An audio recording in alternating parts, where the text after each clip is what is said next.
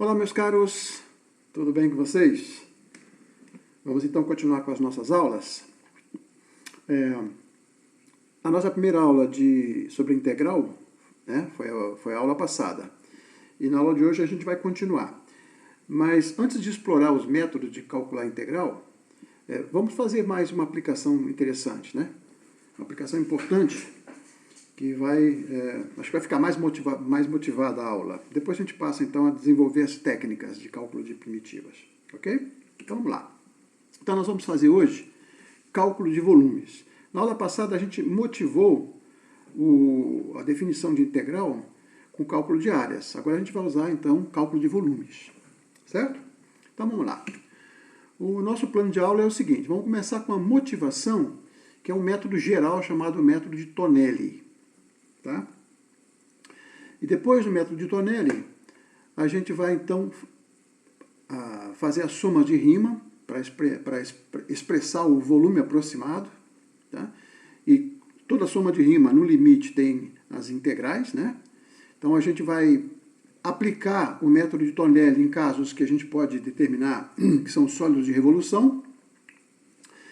E entre os sólidos de revolução, a gente vai desenvolver o método dos discos infinitesimais. Tá? Então vamos ver o que é isso. Então vamos lá. O método de Tonelli. O método de Tonelli é o seguinte, é um método, digamos, é o princípio mesmo da soma de rima, tá? Mas ele é bem intuitivo. Então vamos imaginar o seguinte, tem uma figura aqui, embora aqui seja uma figura plana, imagina que isso aqui é um sólido, tá? É uma figura tridimensional. Então eu podia ter feito uns tracinhos assim, ó, para mostrar que ela que é uma figura, uma abóbora, vamos imaginar assim. Então se eu quiser calcular o volume dessa abóbora, eu preciso calculando com os métodos do cálculo, né? Eu preciso fazer o seguinte, primeiro eu tenho que escolher um eixo que vai indicar as direções das seções retas que eu vou fazer. Então, eu vou estabelecer aqui o eixo como sendo esse aqui. Ó, tá? Uma vez que eu estabeleci o eixo, eu vou agora pegar coordenadas sobre esse eixo, de tal forma que eu limite a região aqui na direção desses eixos. Então, vou botar aqui. Ó. Então, suponha que eu tenho uma escala, né? Aqui é, digamos, o zero. Então, aqui vai ter o ponto A, a distância A, é o limite à esquerda da figura, e aqui o B. Lembra que isso aqui deveria ter isso aqui é uma figura tridimensional, tá? Então, por exemplo, esse ponto aqui, você podia passar uma linha aqui assim, ó, fazer para cá. Ok? Muito bem. Uma vez que a gente estabeleceu, então, esse intervalo aqui, ó, a gente vai fazer o seguinte. Vamos imaginar agora que eu vou fatiar essa abóbora. Ou seja, eu vou fazer aqui, o intervalo AB eu vou dividir em vários pedacinhos, né, de tamanhos ΔX. Então vai ter o ΔX1, ΔX2, ΔX3. Eu separei em particular o ΔXI. O I é um número, o Izinho aqui é um número intermediário entre o primeiro, que é o 1, e o último, né, que vai dar o que é o B, que seria o 20, por exemplo. Tá? Muito bem. Então, aqui está representando o corte que eu vou fazer, que é a fatia que eu vou obter. Tá? Então, qual é a ideia? A ideia é o seguinte, se eu cortar essa figura em várias fatias, e eu conseguir calcular o volume de cada fatia, então, juntando tudo, né, somando tudo, eu tenho o volume da figura. Por exemplo, um livro, né, tem um livro, imagina um livro sem a capa. Então, é um maço de papel, né, ele tem um volume. Esse volume do livro é a soma de cada volume da folha. A folha é o quê? Um corte, né? É uma seção reta, e a espessura da folha está representada aqui pelo ΔXI. Tá? Mas é que eu exagerei para a gente enxergar direitinho. Então, agora, eu imagino agora que eu vou fatiar seguindo a direção desse eixo, ou seja, com planos perpendiculares aqui a essa reta, tá? Então está aqui a reta, eu vou cortando assim, ó.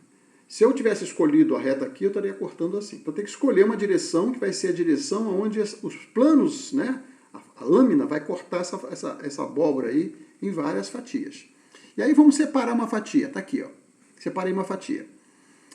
Essa fatia, ela tem uma espessura, que é o ΔX, tá? E tem uma área de cima, que está aqui aparecendo, e a parte de trás. Se por acaso eu desprezar essa inclinação que tem aqui, ó, e considerar como se fosse um cilindrinho, uma chapa, né? Uma chapa, um cilindrinho, né? Conhece a espessura. Então eu teria o volume, fácil, né? A área da base vezes a altura. E a altura estaria definida por esse pedacinho aqui, ó. É claro que eu estou cometendo um erro, porque isso aqui não é horizontal. Ele tem uma inclinação aqui. Aqui também não é horizontal, tem uma inclinação. Mas não importa, se essa folha, esse corte é bem fininho, é suficientemente fino, ou seja, se o ΔXi é bem pequenininho, então eu posso desprezar esse erro e dizer que o volume dessa folha aqui, desse corte aqui, tá? Ele é dado por ΔVi, a área da seção reta no ponto xi. Lembra que o ponto xi a gente vai escolher sempre entre um intervalinho, né, que vai do xi menos 1 até o xi. Esse xi estrela aqui é um ponto intermediário. Tá? Então, é a espessura, que seria o ΔXi que estava lá atrás, né, a espessura, só que eu peguei já mais fininho, né, ΔXi, vezes a área da seção. Então, no livro, por exemplo, você cortou o livro, né, o livro era espesso, você cortou em várias folhas. Tira uma folha, essa que está aí, tá? Essa folha, bom, normalmente ela é retangular e tem uma espessura. Essa espessura é o ΔXi. E a área da seção é a área da folha. Junta todas as folhas do livro, você tem um volume, tá? Já tem um volume. Então, essa aqui é a ideia, né? Então, o que é o método de Tonelli? O método de Tonelli é isso, você escolhe uma direção, corta essa figura em várias fatias fininhas e vai somar depois todos os volumes das partes, vamos chamar de infinitesimais, né? Os volumes infinitesimais. O que é isso? É a soma de 1 até n das áreas obtidas em cada ponto xi dentro de cada intervalinho. Tá? Então observa o seguinte, isso aqui é uma soma de rima. Por quê? Porque quando você aumenta o número n, né, n10, 20, 50, quanto mais cortes você der, mais fino vai ficar esse ΔXi, que é a espessura. Tá? Então isso é uma soma de rima. Qual função? Ah, é a função área. Então no limite, o que acontece? Quando você faz o n tender para o infinito, essa soma vira uma integral de A aqui, ó, até B, a função área, que é a área da seção reta, vezes dx. O dx aqui está simbolizando, é claro que o limite, quando n tende para o infinito, ΔX tende para zero, mas aqui está simbolizando que a variável do problema é o eixo que você escolheu, tá? E ele representa esse ΔX aqui, tá? Mas é a soma das áreas vezes as correspondentes espessuras. Soma finita, no limite vira integral. Tá? Então a fórmula de um volume qualquer pelo método de Tonelli é isso, você fatia o volume, se tem uma batata, você vai fatiar a batata bem fininha, vai medir o volume de cada seção reta, né, cada folhazinha da batata, e depois soma. Tá? No caso a soma é integral se o n for infinito. Tá claro? Muito bem. Então a gente pode ver o seguinte, que a dificuldade, como nesse exemplo aqui, a dificuldade é achar a área da seção reta, porque essa área daqui é uma coisa complicada, né? É uma abóbora lá esquisita, não é muito fácil de fazer. Então, a gente vai introduzir alguns casos especiais em que a gente pode fazer as contas de forma simples, tá? Muito bem, então qual é a ideia? Então tá aqui, ó. Como se pode observar, a dificuldade na aplicação do método de Tonelli nos casos gerais, aquela batata, aquela abóbora que nós desenhamos ali, nos casos gerais, reside na determinação da função a de x. Tá? Lembra que o x depende da direção que você escolheu. Então, a função mede a área das seções retas transversais ao eixo escolhido. Tá? Em alguns casos especiais, a função área é simples, como veremos, que a gente vai desenvolver agora. E dentre esses casos mais simples são os sólidos de revolução. A gente vai ver o que são os sólidos de revolução agora. Ok? Então vamos lá. Sólidos de revolução. Imagina o seguinte, você tem uma função f, está aqui a função f, positiva, tá? Abaixo do gráfico dessa função, você tem uma região, né? Essa região aqui. Na aula passada, a gente viu que para calcular a área dessa região, bastava calcular a integral dessa função f de a até b. Agora a gente não quer isso não, a gente quer fazer o seguinte, a gente quer girar essa região em torno do eixo do x. Tá? Então imagina, você tem aqui uma região e você vai girar em torno do eixo do x. Essa região aqui, quando ela gira, ela envolve uma região espacial, né? Tá? Essa região espacial, esse sólido tridimensional, é o que a gente chama de sólido de revolução. Olha, observa que essa setinha vermelha está dizendo que eu estou girando em torno desse eixo. Tá? O gráfico está aqui, eu estou fazendo isso. Ó. Tá? Então, ao girarmos o gráfico de f em torno de x, a região D, que é toda essa região aqui, gera um sólido tridimensional denominado sólido de revolução. E as fronteiras dessa região vão ser uma parte reta, uma parte reta, uma parte reta, e a parte que é o gráfico, que é a parte curva. Tá? Então essa parte aqui, digamos, é a geratriz, né? É que gera a parte da fronteira que é curvilínea, né? Que é dada por uma curva. Tá? Então é isso. Então a gente vai estudar, então, ver como é que a gente pode calcular volumes de sólidos de revolução. Sólido de revolução ele sempre gira em torno de um eixo. Tá? Muito bem. Então, vamos imaginar o seguinte, o que acontece se eu olhar para uma fatiazinha aqui? Eu vou pegar como a gente fez lá atrás, tá? Eu vou pegar um ΔX aqui, tá aqui, ó, ΔX, e olhar para esse retângulo aqui. Esse retângulo aqui, quando você gira, ele vai gerar um disquinho, né? Você tem um retângulo, ele girou, ele ocupa o espaço de um disco. Um disco cuja espessura é o ΔX, e o raio da circunferência que esse ponto aqui faz, a circunferência, é o valor da função no ponto arbitrário xi que está aqui no meio dos dois, né, desse intervalinho. Então, esse cilindrinho aqui, tá? Ó, quando giramos a região D em torno do eixo do x, a região retangular infinitesimal, eu exagerei aqui, mas a gente pode imaginar que essa faixa aqui é uma fatia bem fininha, tá? Por isso que chama infinitesimal. Base, ela tem base ΔX e altura f de xi. Ela gera um disco infinitesimal de espessura ΔX e raio f de x. Isto é, um cilindro circular de altura ΔX e raio f de x. Tá? Então esse disquinho aqui, ele vai formar isso. Está aqui o eixo do x, girando o eixo do x, está aqui a setinha girando o eixo do x, e ele vai formar um cilindrinho aqui. Ou seja, nesse caso, o método de Tonelli vai gerar fatias circulares, cilindrinhos circulares. Mas então é fácil o volume, né? Porque um cilindrinho que você tem aqui, a espessura, né, a altura dele, ΔX, que é essa espessura aqui, ó, está girando em torno desse eixo, tá? Aqui, o eixo aqui.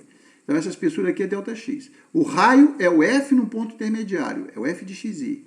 Então o volume disso é área da base, π raio ao quadrado, né? É a área da seção, vezes a espessura ΔX. Ok?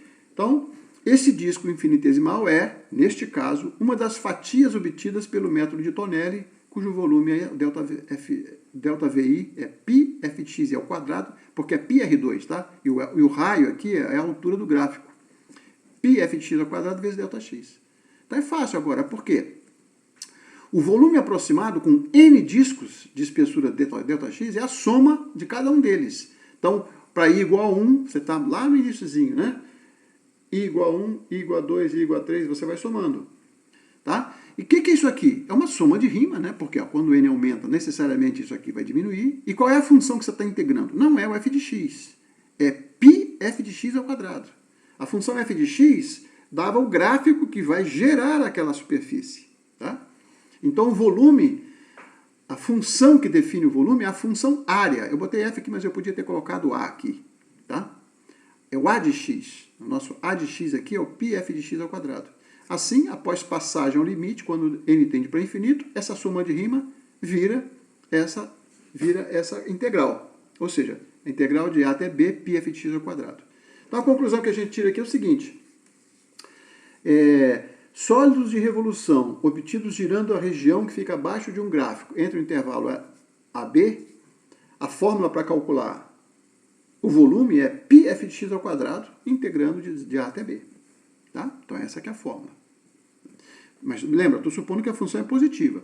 Porque se a função não for positiva, não tem problema, porque o f é ao quadrado, então vai funcionar do mesmo jeito. Né? Mas aí seria, se a função tiver uma parte negativa, você vai ter girando a parte de cima, vai girar aqui, a parte de baixo vai girar também. Vai ficar uma região que faz isso, né? Ok? Não importa. Bom, essa é a fórmula, então, dos volumes de sólidos de revolução obtidos girando a região abaixo de um gráfico f de x. Ok? Muito bem. Então, vamos ver uns exemplos como é que a gente faz isso. O primeiro exemplo é para confirmar uma fórmula que a gente já conhece. O volume de uma esfera, todo mundo lembra, né? É 4/3 de πr3, não é isso? Raio da esfera é r, então a fórmula do volume é 4πr3. Então vamos olhar agora o seguinte, para eu obter pelo método de Tonelli, né? O método dos discos, vamos chamar assim, método dos discos, para obter o volume de uma esfera, eu vou imaginar o seguinte, eu pego a circunferência de raio R, que é x, essa circunferência seria essa fronteira aqui, o gráfico aqui, ó, que é x2 mais y2 igual a r2. Aí eu faço o seguinte, passo o x2 para o lado de lá, fica y igual a r, y ao quadrado igual a r2 menos x2. Aí eu extraio a raiz quadrada, tá? A parte positiva, né, y igual a raiz quadrada de r2 menos x2, é essa parte aqui do gráfico. E a parte de baixo, seria menos raiz quadrada de r2 menos x2, é outra função. Ou eu escolho essa função, ou eu escolho de baixo. Tá? Eu vou escolher de cima, porque vai girar em torno desse eixo, né? O eixo do x, essa região azulzinha aqui, meio arroxeada aqui, ela vai formar uma esfera. Ok? Então, a esfera de raio R é gerada pela rotação em torno do eixo do x, da região D, que é esse aqui, situada abaixo do gráfico dessa função. O domínio dela é de menos R até R, ó, vai daqui até aqui. E essa é a função. Muito bem. Então vamos lá. O que eu vou fazer? Eu vou pegar uma faixinha para ver como é que é o disquinho que vai ser formado. Para esse ponto, vamos imaginar um ponto xi que está aqui, ó, um certo ponto xi, a altura aqui é a altura do gráfico, y igual a raiz quadrada de r2, que é o gráfico da função, tá? Então, qual é a fórmula? A fórmula é π vezes essa função ao quadrado. Então está aqui, ó. Π f de x, que é isso, ao quadrado. Então vai tirar a raiz, né? O quadrado tira a raiz, vai ficar r2 menos x2. E a integral vai de menos r até r, tá? Menos r até r porque eu vou cortar todas as fatiazinhas até para lá, para pegar todas elas. Ok? A soma de todas as fatias infinitesimais é dado por essa expressão aqui. Agora, como tem uma simetria, né? O volume do hemisfério que vai ser gerado pelo lado direito é igual ao volume do hemisfério que vai ser gerado pelo lado esquerdo. Então, em vez de integrar de menos r até r, eu vou fazer duas vezes de 0 até r, tá? Isso é uma questão de simetria, né? Porque essa parte aqui é igualzinha a essa, né? Tem a mesma área que vai gerar o mesmo, um hemisfério com o mesmo volume. Então, a integral de 0 até r disso aqui. Muito bem, achamos a expressão. Agora, o que a gente tem que fazer? Agora a gente vai usar o teorema fundamental do cálculo, aquele da parte 2, né? Que é também conhecido como teorema da variação total. É o teorema fundamental do cálculo. O que ele diz o teorema fundamental do cálculo? Se eu encontrar uma função g, tá? Cuja derivada dá isso aqui, ou seja, uma função primitiva, né? A função cuja derivada dá a função dada, essa função é uma primitiva dessa função. Mas observe, isso aqui é um polinômio, né? Porque r é constante, a variável é x. Então essa função aqui tem πr2, é constante, e menos πx2. Então, para calcular a primitiva, eu vejo o seguinte, qual é a função cuja derivada dá um número? É um número vezes x, né? Então, πr2 vai ser πr2x. E qual é a função cuja derivada vai dar πx ao quadrado? É πx3 sobre 3, né? Porque a derivada de x3 é 3x2. Se você botar o 3 no denominador, então as funções potências são muito fáceis. A primitiva de uma função do tipo x elevado a p é sempre x elevado a p mais 1 dividido por p mais 1. Então está aqui, ó. Se essa é a função área, né? Eu chamei de f, mas é aquela área. A função área na posição x, a primitiva dela é essa aqui, ó. É uma primitiva, né? Então você tem π r2x, a derivada dessa parte aqui é r2. A derivada dessa parte aqui é x2. Então, a derivada dessa função é a f que a gente tinha lá no problema. Então, o teorema fundamental do cálculo diz o seguinte, que o volume, que é duas vezes essa integral, vai ser duas vezes a primitiva no ponto R, menos, esse R aqui, ó, menos a primitiva no ponto zero. Então, você substitui o valor R aqui, e 0 aqui, aqui, você calcula G de R aqui, vai ficar R3, tá? Menos R3 sobre 3, e depois no zero que zera. Né? Eu escolhi justamente dividir em duas partes, porque essa conta aqui fica mais fácil. Fica só G de R. E o G de R é πr3 menos R3 sobre 3, que dá 2πr3. Com esse 2 aqui fica 4πr3, que é o volume da esfera que a gente aprendeu no colégio. Tá? Certo? Então, o volume de uma esfera, a esfera é um sólido de revolução. Muito bem, vamos fazer um outro exemplo. Agora, por exemplo, em vez de usar a esfera, eu vou calcular o volume de uma calota esférica. O que é a calota esférica? É um trechinho da esfera que você girou em torno do eixo do X. Em vez de ser de menos R até R, vou pegar agora um ponto intermédio, um ponto aqui assim. Por exemplo, a calota de raio R é a altura H, tá? H é a altura da esfera, da calota. É essa parte que vai daqui até aqui, ó. Né? Quando você pega uma calota, uma esfera, né? Lembra a calota polar, calota da esfera? Você tem aqui o raio da esfera, né? Aqui, você cortou aqui, e você tem a alturazinha aqui, ó. Essa altura vai ser o H. Então, esse ponto aqui é o raio todo menos o H. Então, essa posição aqui é R menos H, esse ponto aqui, ó.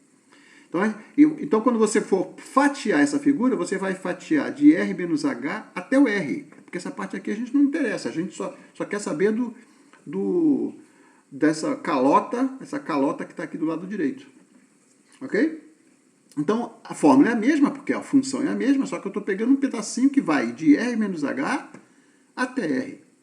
Ok? Então, pronto, é a mesma coisa, né? G de x é essa função, então o volume é integral disso aqui, que é a primitiva da G no ponto R, menos a primitiva da G no ponto R menos H. Esse é o teorema fundamental do cálculo, né? Você pega a primitiva, calcula no valor da direita, menos o valor da esquerda. Então, substituindo os valores, você vai ter o seguinte, ó. Essa parte aqui a gente já calculou. É 2π sobre R3, tá? Essa outra parte aqui, eu tenho que substituir. Eu pego o R menos H e substituo aqui, vai ficar assim, ó. R2 que multiplica R menos H, que é o X. Depois eu vou pegar esse R menos H, vou substituir aqui, ó. Vai ficar R menos H ao cubo sobre 3. Aí eu faço a continha e, simplificando, dá isso aqui, ó. O volume daquela calota da esfera de raio R de altura H é πh2 R menos H sobre 3. Tá? Então a gente pode calcular sempre agora as coisas mais simples. Ok? Muito bem. Então a gente tem esse exemplo muito fácil, né? Agora vamos ver uma observação. Observa que para ser didático, eu estou sempre colocando quem é a primitiva. Estou dando um nome para essa primitiva. Estou chamando de G de x. E aí, para ser didático, eu digo, olha, essa função G de x que eu vou calcular em R, depois eu vou calcular em R menos H. Tá? É claro que eu podia vir direto daqui para cá, ó, dessas linhas. Tá? Mas aí, para a gente não se confundir, a gente vai introduzir uma notação, que é a seguinte, olha. Aproveitando, então, um exemplo, quando a gente aplica o teorema fundamental do cálculo, significa que a gente já calculou a primitiva, então a gente faz o seguinte, ó, a primitiva dessa função é essa. Tá? Então eu vou chamar de G, eu vou colocar ela aqui e vou botar um tracinho assim, ó, para lembrar que o x vai ser substituído pelo R e depois o x vai ser substituído pelo R menos 1. Para não ter que fazer isso, depois isso, direto. Tá? Tá aqui a primitiva, já botei ela aqui. Ó. Agora eu faço a substituição. Então vai ser aquela linha, depois daí essa linha aqui, depois eu simplifico, vai dar essa aqui. Tá certo? Ou seja, quando você tem uma função qualquer, você tem uma integral qualquer de f de integral definida de a até b, né? E tem uma função dada. E você quer calcular a integral, pelo teorema fundamental do cálculo, você tem que achar a primitiva. Quer dizer, a função, quando derivada, dá essa. Tá? É a operação inversa da derivação. Dada uma função, você tem a derivada da função. Agora você tem uma função que você sabe que é derivada. Quem é a função original? É a primitiva. Tá? Então a gente faz isso. Conhecendo a primitiva, escreva a primitiva aqui para não confundir, boto aqui para lembrar que é de A até B, e aí substituo G no ponto B menos G no ponto A. É claro que isso aqui não é necessário se fazer não, tá? Pode vir direto daqui para cá. Mas é bom anotar assim para quando tem várias passagens, né? Como a gente vai ver em outros exemplos. Ok? Muito bem. Por exemplo, primitiva de cosseno, por exemplo, seno de x mais 5 é uma primitiva. Por quê? Quando você deriva o seno, dá cosseno, e quando você deriva o 5, dá zero. Tá? Então, essa integral aqui com o cosseno aqui, se eu quiser usar essa primitiva, o que vai acontecer? Vai ser o seno de x mais 5, que eu tenho que calcular no ponto B, e depois substituir no ponto A e fazer a diferença. Então vai ficar assim, ó, seno de B mais 5, porque o B entra no lugar do x, seno de B mais 5, menos seno de A mais 5. Ora, esse 5 aqui cancela com esse 5, então não faz diferença, tá? O fato de você ter uma primitiva seno de x ou uma primitiva do tipo seno de x mais alguma constante, essa constante, para integrais definidas, tá? Elas vão se cancelar sempre, porque vai aparecer aqui com B, depois vai aparecer aqui junto com a expressão que tem a variável x. Ok? Então é a mesma coisa, tá? Não faz diferença. Então, no caso de integrais com o que a gente chama de integral definida, né, quando os limites são dados, você pode sempre pegar aquela primitiva que não tem a constante, mas, eventualmente, pode pegar outra que tenha a constante. Não faz diferença, porque elas se cancelam. Tá claro? Muito bem. Então, tá aqui, ó, isso é igual a isso. E muito bem, então agora vamos pegar um outro exemplo. O exemplo 3, que é o seguinte: determinar o volume do sólido de revolução obtido girando-se em torno do eixo x a região limitada pelos gráficos y igual a x e y igual a x2. Então, y igual a x é essa reta que está aqui, né, a reta bissetriz. E o y igual a x2 é o pedacinho da parábola aqui, ó. Essa parábola, na realidade, ela vem daqui e vai até lá. A reta também vem daqui, lá de baixo, passa aqui. Mas a única região que está limitada junto, por esses dois gráficos é essa região aqui. Porque aquelas não, a reta continua para cá, ó, e a parábola sobe para cá, ó, não limita.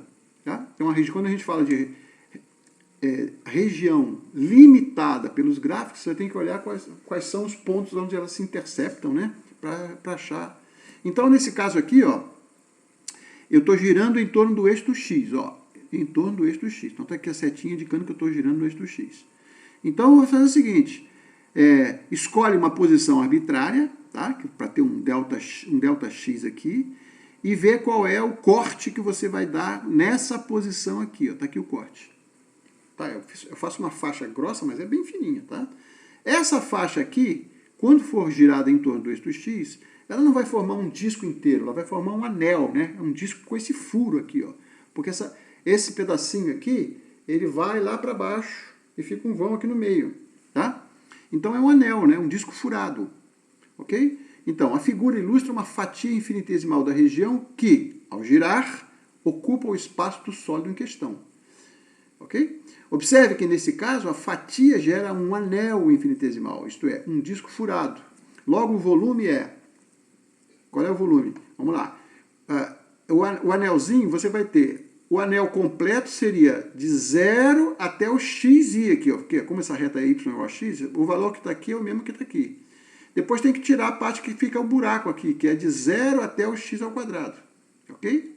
Então, o raio maior menos o raio menor. Né? O raio do todo, assim, tem o raio maior aqui e o raio menor, que corresponde ao buraco. Então, é o raio maior menos o raio menor, ao quadrado. Né? Então, é x, olha, é o x e o x2. Né? Então, x ao quadrado e o x2 ao quadrado, que vai dar x4. Então, é essa função agora que a gente está integrando, que a gente quer, que vai dar a função seção reta área. Área num disco furado. Se não tivesse furado, era só x2. Seria um cone, né? E abaixo da parábola. Então, quando eu calcular a primitiva, vamos lá. Qual é a primitiva de x2? Uma primitiva. x3 sobre 3, nós já vimos. Uma primitiva de x4, x5 sobre 5. Então, faz a continha, né? Isso aqui vai dar 1/3 menos 1/5, que vai dar, multiplicando por π, né? Esse π aqui é da fórmula. Então, vai dar 2π sobre 15, certo? Muito bem. Então, a gente pode calcular agora com regiões mais complicadas, né? Que tenham buracos, etc. Mas sempre coisas obtidas girando-se uma certa região. Ok? Outra coisa, o mesmo método que a gente usou para sólido de revolução em torno do eixo do x, peguei essa mesma região aqui. O que acontece agora se eu girar em torno do eixo dos y? Então, esse negócio vai girar para cá, ó. Tá? Vai ficar uma coisa assim, ó. Tá? Girando assim, com um buraco no meio, um cone aqui no meio, buraco, tá? Então, eu quero usar o método dos discos. Bom, agora é o seguinte, se eu quero usar o método dos discos, tá girando nessa direção, o que eu fiz para cá, eu faço na direção dos discos agora, olha aqui, ó. Eu vou cortar aqui, ó. Ou seja, eu vou pegar o intervalo 0, 1, que é onde está sendo, o eixo que está sendo girado, eu vou cortar agora em direção desse eixo, né? Que está girando em torno desse eixo. Então, eu vou cortar aqui, pego uma posição arbitrária, tá? Essa posição arbitrária corresponde a um certo YI, né? Porque vai de 0 até 1. Pega um certo YI. Então, quando você corta aqui, ó, o plano que está cortando agora nessa direção assim, ele vai cortar a figura daqui até aqui. Ó, esse cara aqui é o mesmo YI, porque a reta Y é X. E esse cara aqui, o YI, está na parábola, né? Então é porque a parábola leva para o quadrado, né? Então isso aqui é a raiz de YI. Ok? É a função inversa.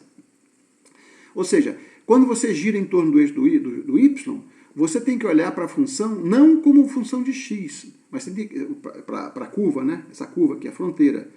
Não como função de x, e sim como função de y, ou seja, a função inversa. Tá? Bom, então o que a gente vê é o seguinte, o método dos discos infinitesimais também se aplica quando giramos uma região em torno do eixo dos y, desde que as funções envolvidas sejam invertíveis. De fato, se y é igual a x, o x é igual a y. Então a função inversa é a mesma. Agora, se o y é igual a x2, que é essa parábola, então você tira o lado positivo e fica que o x é a raiz quadrada de y. O y era x2, então x é a raiz quadrada de y. Tá? Então está aqui, ó. O x é a raiz de y e o x é igual a y. Então vai sempre do o disco maior, ó, o disco está sendo cortado aqui, do maior para o menor. O maior vai de raiz de y até y. Tá? Raiz de y é o raio, y. Então esse é o quadrado menos esse é o quadrado. Esse é o quadrado, vai dar o y. Esse aqui é o quadrado, vai dar y2. Então agora é y menos y2, tá? Isso aqui é o quadrado da raiz de y, isso aqui é o quadrado de y. Então a primitiva desse aqui é y2 sobre 2, a primitiva desse aqui é y4 sobre 4, então vai dar π sobre 4. Ok? Muito bem. Observe que ao dividirmos o eixo y para obter faixas de largura ΔY, estamos automaticamente considerando esta a variável independente e x como função de y, isto é, as funções inversas. Esse método, então, o método dos cilindros, quando você gira um gráfico de uma função, ou a região limitada por funções, em torno do eixo do y, mas a função está sendo dada como função de x, então você tem que calcular a inversa. E é claro que o método só vai ser fácil, né, de calcular se a função for invertível. Se a função não for invertível, o método pode ser usado ainda, mas vai dar muito trabalho, porque tem que ver. Se a função, por exemplo, faz assim, e você está cortando aqui, você vai ter um pedacinho cortando aqui, outro pedacinho cortando aqui, vai dar muito mais trabalho. Em geral, a gente usa outro método, que a gente vai ver mais adiante, tá? Então, vamos ver aqui os comentários que eu estou colocando aqui, ó. Os exemplos anteriores evidenciam duas coisas. Podemos observar que o método dos discos infinitesimais, como nesse último exemplo, não se aplica facilmente se alguma das funções não é invertível. Tá? Isso que eu falei. Se a função não for invertível, a gente tem que pegar outro método. Não vai dar certo isso aqui. Não é que não vai dar certo, vai dar muito mais trabalho.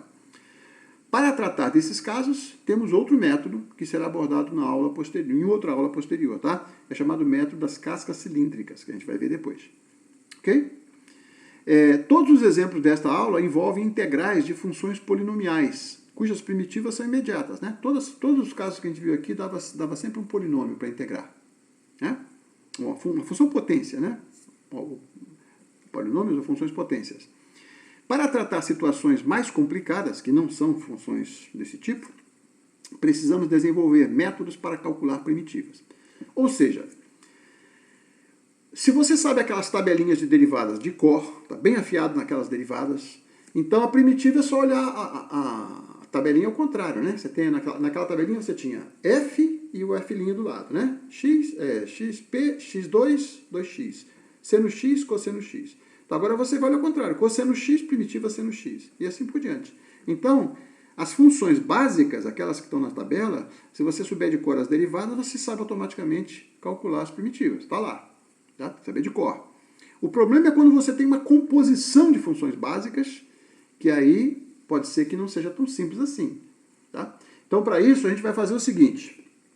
Em vez de desenvolver outros métodos para outras aplicações da integral, a gente vai começar a estudar agora métodos para calcular a primitiva. Então, são basicamente 4 métodos diferenciados, né? O primeiro método de substituição, que a gente vai ver na próxima aula, integração por partes. Depois tem as funções trigonométricas, que são combinações complicadas, assim, combinações das funções trigonométricas que dá para a gente resolver lá por certos detalhes, certas técnicas, ok? Depois tem frações parciais, enfim, substituição, se der tempo a gente pode fazer uma substituição hiperbólica, né? As funções hiperbólicas. Mas essencialmente é substituição trigonométrica, então vamos ver, integral por partes, substituição comum, funções trigonométricas, substituição trigonométrica e integração por frações parciais. Esses 5 casos é suficiente para a gente atacar muitas aplicações interessantes. Ok? Aí depois, então, a gente volta para as aplicações. Vamos fazer, por exemplo, numa próxima aula, para não ficar enfadonho, né, só método, a gente pega 2 métodos, desenvolve 2 métodos, começa a fazer outras aplicações, depois volta para os métodos de novo e fica mais balanceado. Acho que a aula fica mais tranquila, né, menos chata. Certo? Então é isso. Vou ficar por aqui. Sempre recomendo que vocês revejam as aulas anteriores, para revisar a matéria, etc. Tá bom? Vamos ficar por aqui hoje, gente. Valeu, um grande abraço a todos e até a próxima.